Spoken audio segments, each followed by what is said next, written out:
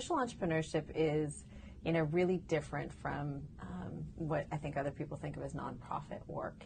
It's the disruptors. It's more, I think, analogous to an entrepreneur in the for-profit space. It's someone who sees an idea or has an innovation. They see a problem that they want to solve, and they go after it in a way that's very disruptive. So it's kind of systems disruption. It's not just doing great work for people or seeing a problem and addressing it kind of intermittently. It's saying, I'm going to crack open this system or this problem, and I'm going to solve it. And it's at a scale that's really at a global level in most cases. For us, it's a new defining category.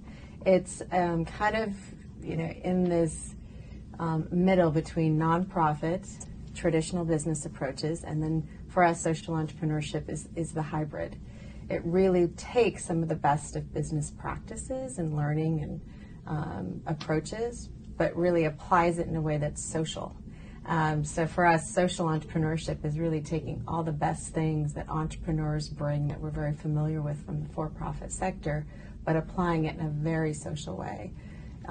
Really partnering with the beneficiary, the people on the ground that hopefully this innovation impacts, and then looking at how to build alliances and work with government. It's a social, philosophy and a social approach from the outset, otherwise it won't work.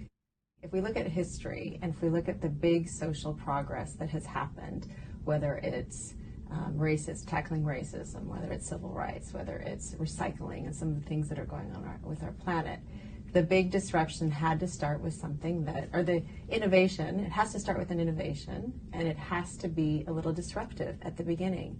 If we're just kind of, step by step making small changes, it doesn't work. There has to be something that disrupts our thinking and our behaviors and the way our systems work in order for us to really understand and see the opportunity and be able to get to the progress that we really can see. So for me, social entrepreneurship matters because it's taking a problem and offering a solution at a global scale. And it's the only thing that's going to solve, in my view, the only thing that's going to solve some of these complex social problems that we have today.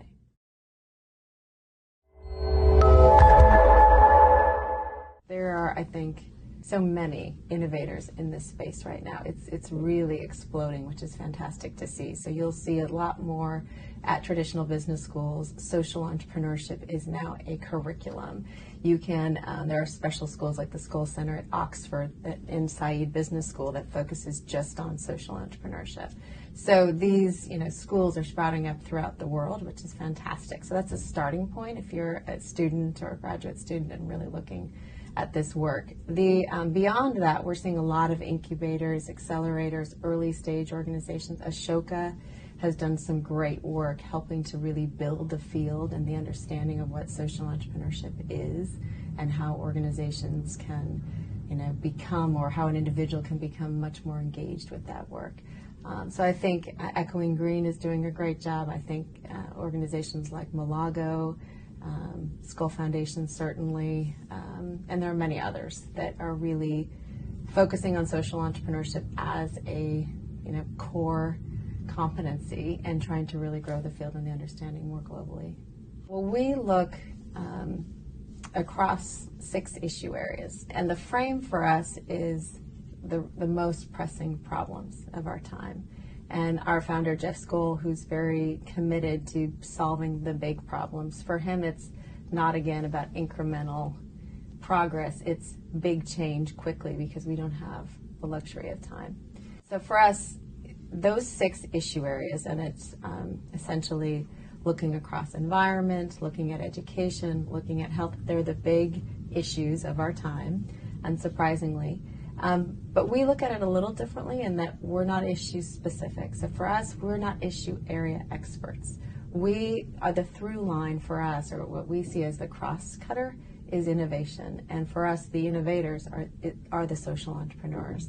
So whether you're, what may be a great innovation in water or education could possibly apply to health.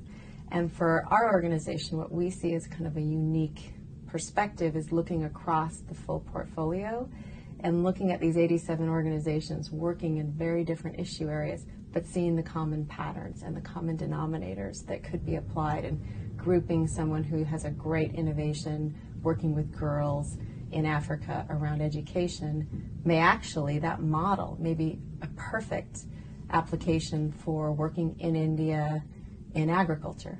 It might be a community development model, or there might be aspects of what they're doing with policymakers that's tremendously applicable. So for us, that's the benefit or the kind of focus that we see as most important, rather than looking, I think, within a particular issue area like health and being a phenomenal deep expert in one issue area. So the 6 issue areas that the Skoll Foundation work in are environmental sustainability, sustainable markets, education, peace and human rights, health, and economic opportunity. So the Millennium Development Goals are essentially developed by the UN. So anyone in the social sector has to pay attention to some degree to the Millennium Development Goals, so MDGs for short. They are kind of meant to be a guidepost for here are the changes and the investments that governments should be making over the course of 10 to 15 years. What typically happens, and the skepticism, so these Millennium Development Goals are hotly debated, they're they're very deeply researched, and then they're published. The last Millennium Development Goals just came up for expiration, so there's been a lot of media coverage, a lot of debate in the social sector about which ones were met and which weren't and why. And now there's what we call the Sustainable Development Goals that are being drafted right now for 2015, which will be the next phase of these 15-year goals. So the MDGs essentially cover all the big issue areas that we're struggling with, and call out specific goals, specific metrics that they hope to be achieved. So whether it's reducing poverty by 50%, which was one of the MDGs previously that was met, and actually met early, which is was a fabulous result. Other aspects, other goals like increasing secondary education did not get met. It's a mixed bag in terms of results, and a lot of it is, I think the learning for us has been, it's really important to have global level outcomes that all of the social sector and government and that we're all working toward to improve.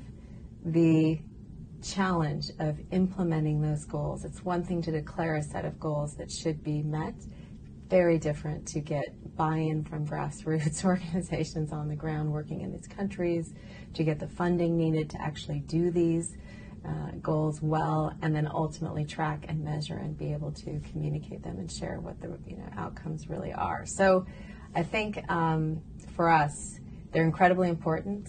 It's a needed process that we all have some role in participating and trying to influence. There's a long way to go in terms of really making them efficient and making them successful. So the jury is very much still out on what we can do to help and try to get them to a place where we're actually achieving most of them versus not.